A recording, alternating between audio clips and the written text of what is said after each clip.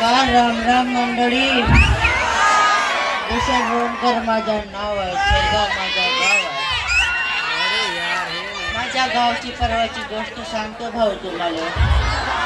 भाऊ रात्रीची वेळ होती, चौकात बसायला गेलो. लोकांमध्ये बसलो. लोक मला म्हणत होते भाऊ व्याहळले नको जाऊ गा. मी म्हणलो कहले गा. ते म्हणे भाऊ व्याहळले मोठं ॲक्सिडेंट होते म्हणे. मी म्हणलं भाऊ ॲक्सिडेंटले मी काय भेट नाही बा. मी म्हणलो व्याहळले आहे शॉप आपली. मी म्हणलो देशीवर माझं प्रेम आहे. देशी बोलण्यावर माझा अधिकार आहे. जो देशभक्त आहे त्यांना हिचा अभिमान आहे. खर्चा कम है इसमें बहुत दम है. मी म्हणलो आणि गेलो भाऊ एकटाच.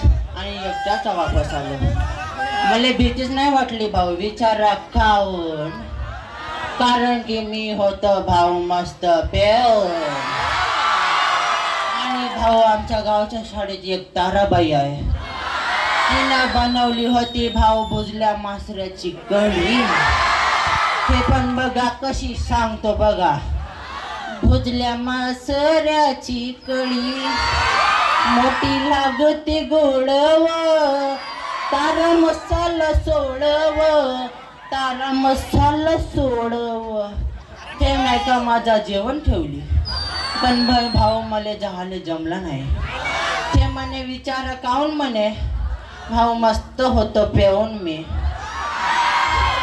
भाऊ आता परवाच्या दिवशी सोमवार होता.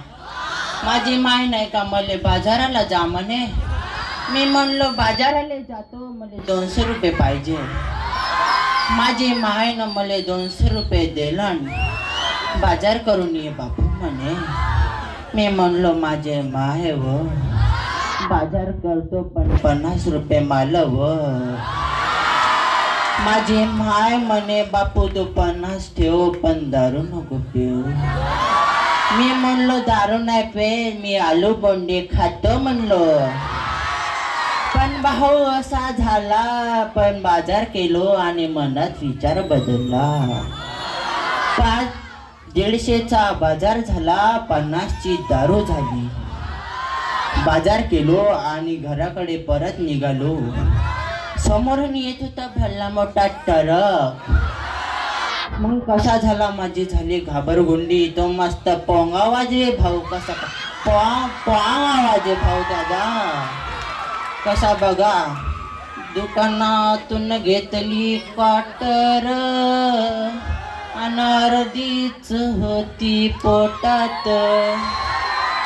समोरून आलं ट्रक आणि मी पण होतो जोरात. असा धडकलो त्या रोडामध्ये. समोरून ट्रक आलं जी. घाबरगुंडी झाली जी.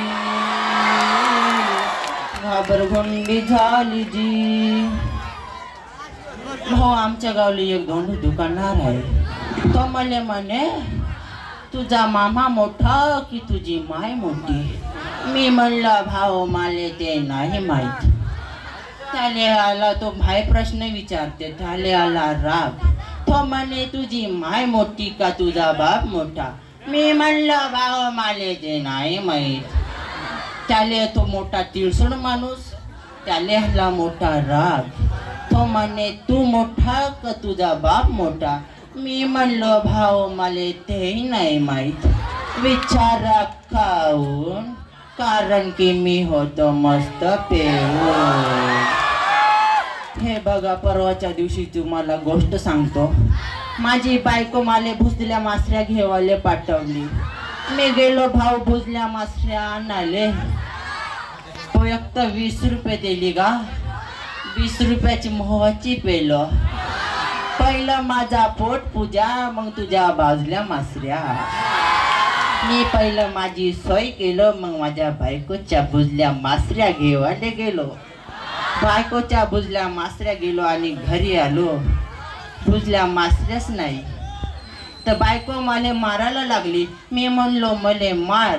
माझी स्टीलची बॉडी आहे. मोडून जाणार पण वाकणार नाही. विचार काहून? कारण की मी होतो मस्त पेऊन. तर बघा मित्रांनो,